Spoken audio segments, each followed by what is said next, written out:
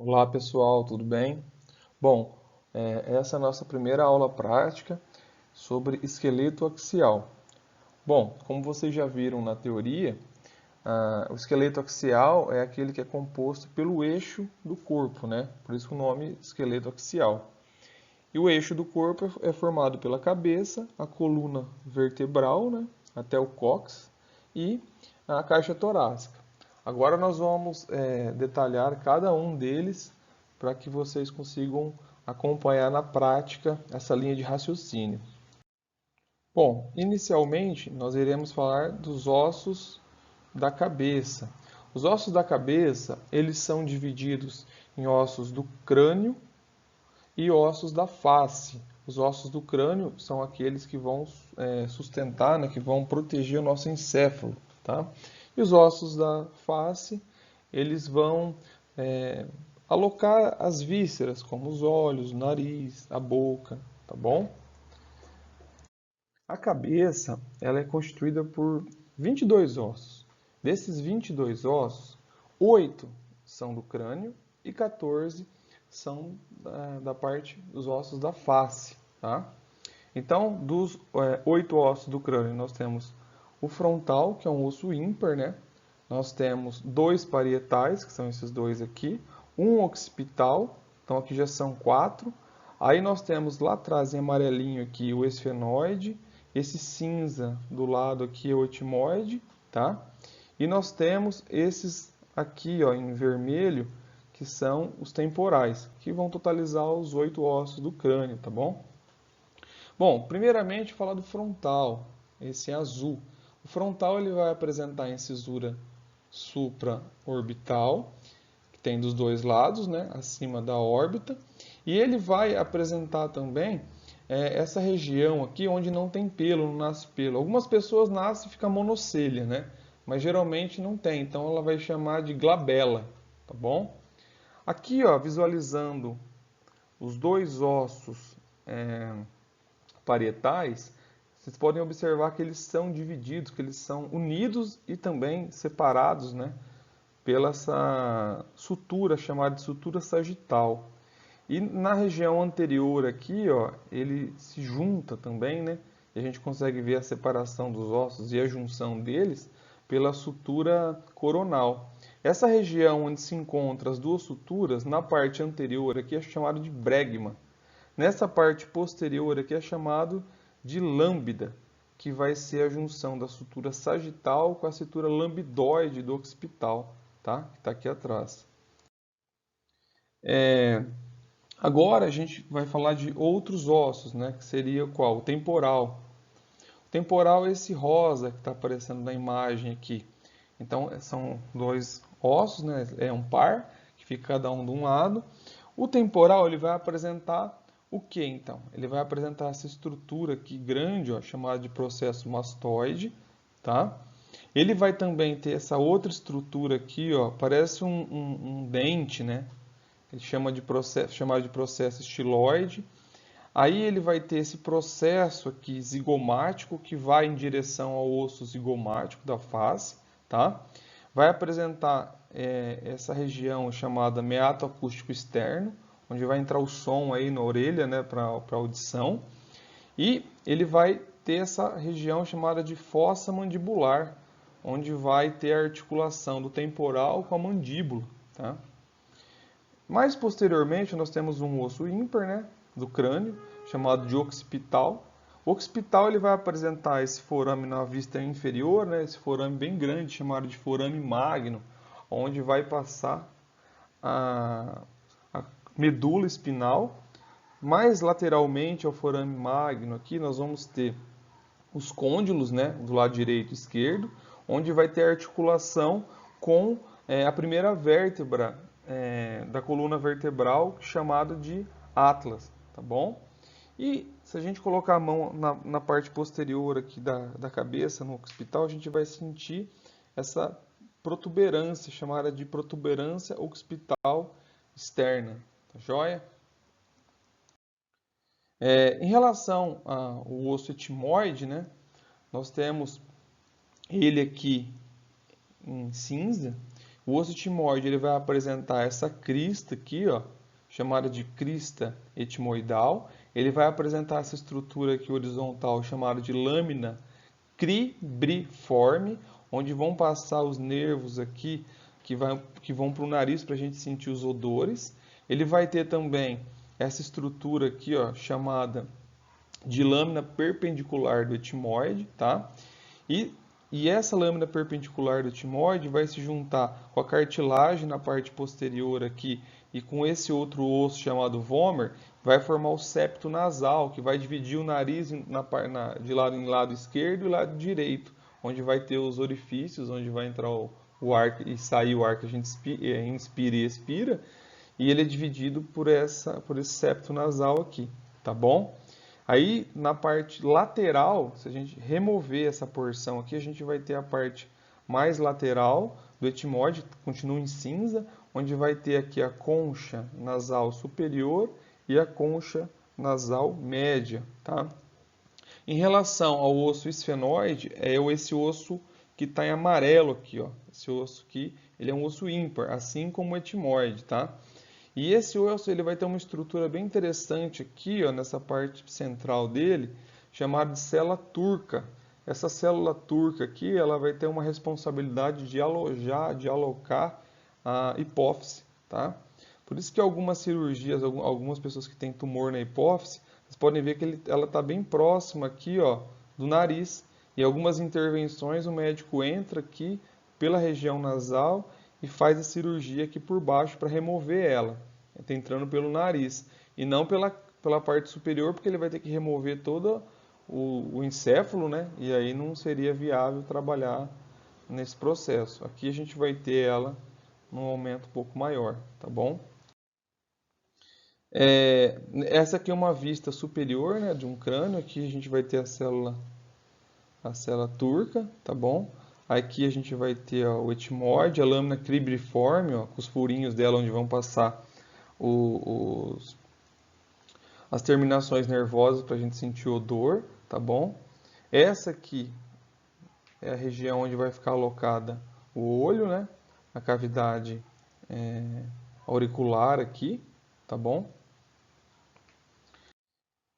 E agora que nós falamos já dos 8 ossos do crânio, que eu vou repetir aqui, que é um frontal, 2 parietais, um occipital, um esfenoide, um zigomático e 2 temporais, agora nós vamos citar também e falar algumas coisas importantes dos ossos da face.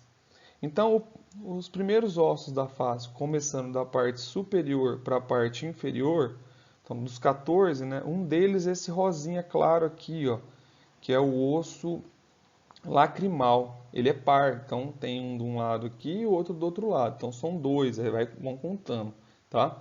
Depois, na parte superior do nariz aqui, ó, nós temos os nasais. Então eles são pares também, tá? Eles vão ficar nessa parte superior e são os ossos que vão segurar o óculos. Quem usa óculos no dia a dia, quem usa óculos de sol, o óculos vai parar nos ossos nasais aqui, tá? Então são 4. Aí nós vamos ter aqui as duas conchas nasais inferiores, tá? Porque a concha nasal superior e média pertence ao etimoide. Agora as conchas nasais inferiores são ossos independentes, então já falei 6.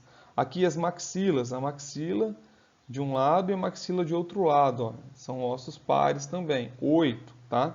Nessa parte inferior aqui, ó, porque aqui vai ser a lâmina perpendicular do etimoide, embaixo vai ser o osso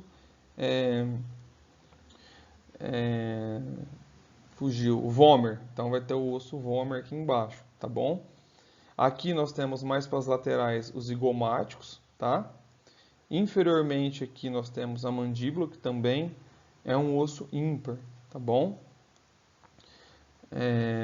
Nessa imagem ainda a gente vai conseguir ver aqui a cavidade orbitária, né, onde vai ficar o olho, o arco zigomático, que vai ser formado pelo processo zigomático do temporal e pelo processo temporal do zigomático, formando esse arco, tá? Vai ter essa abertura aqui do nariz, chamada de abertura piriforme, tá bom? Formato de pera, né?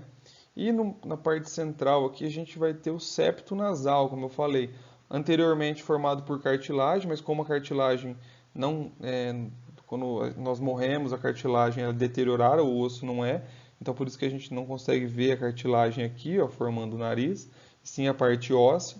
Então a pessoa que tem desvio de septo, esse septo ele tem um formato às vezes de S, ou ele é formado para um lado ou para o outro, e uma das narinas ou as duas podem ter obstruções por conta desse desvio de septo, tá bom? Aqui a gente vai ter uma visualização de outro osso que eu gostaria de mostrar, né, que são os palatinos, ó.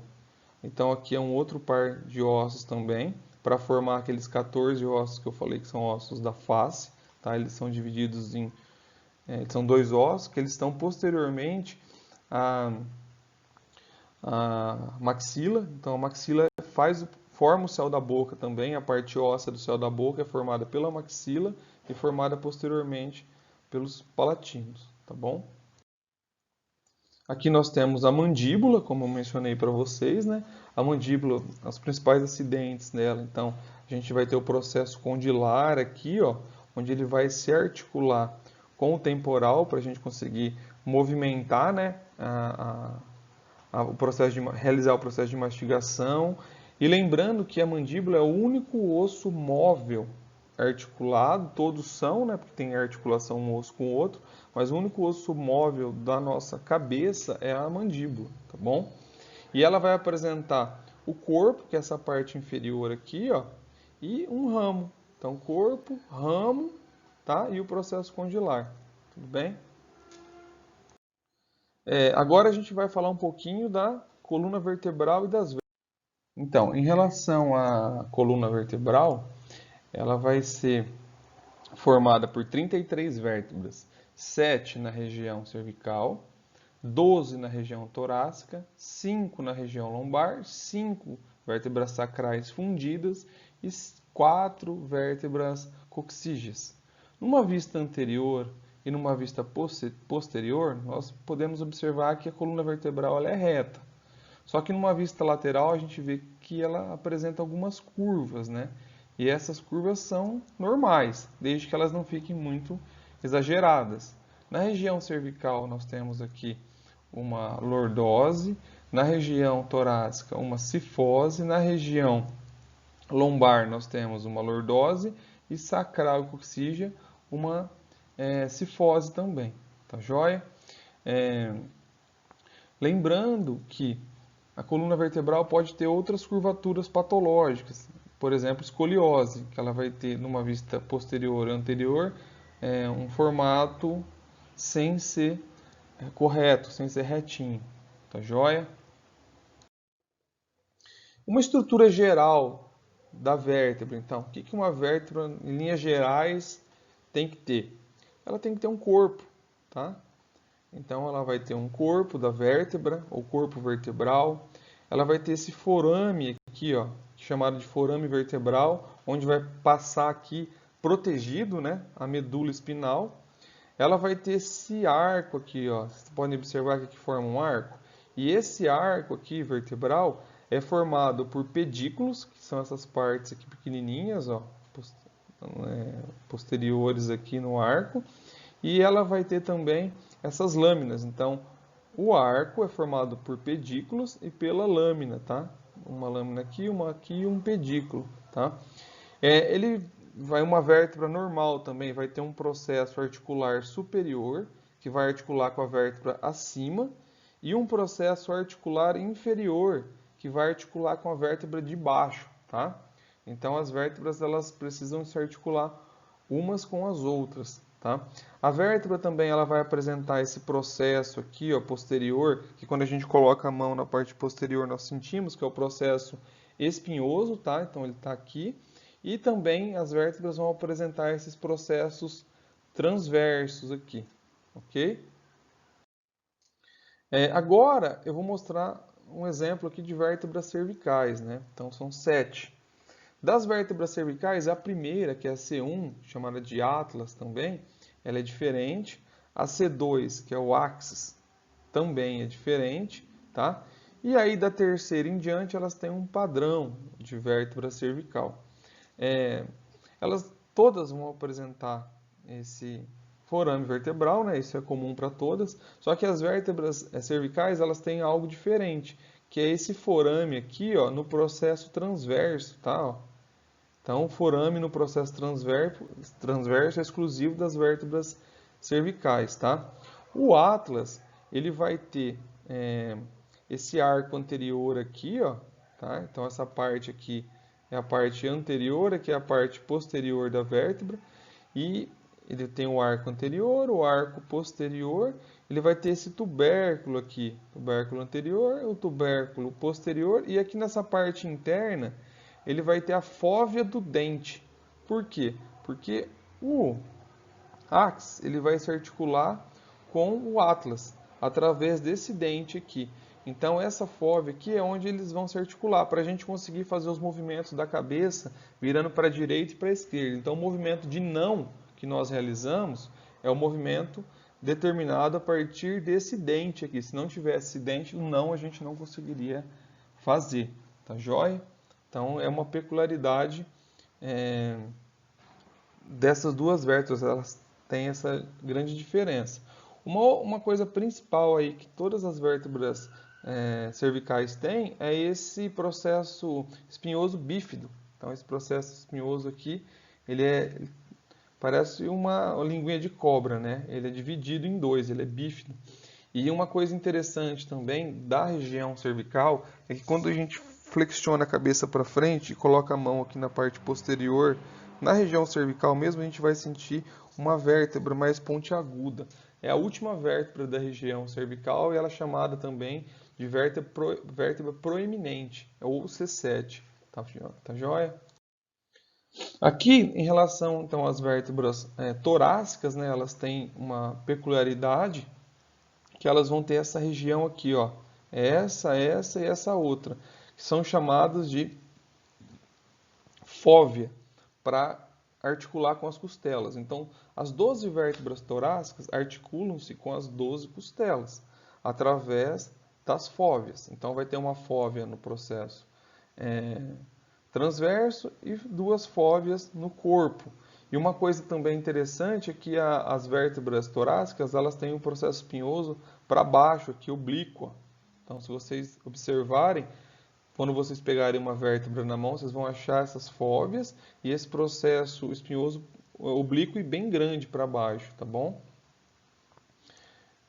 No caso das vértebras lombares, elas são bem robustas, né? Porque elas têm que segurar todo o peso da coluna vertebral. Então elas têm um corpo bem grande.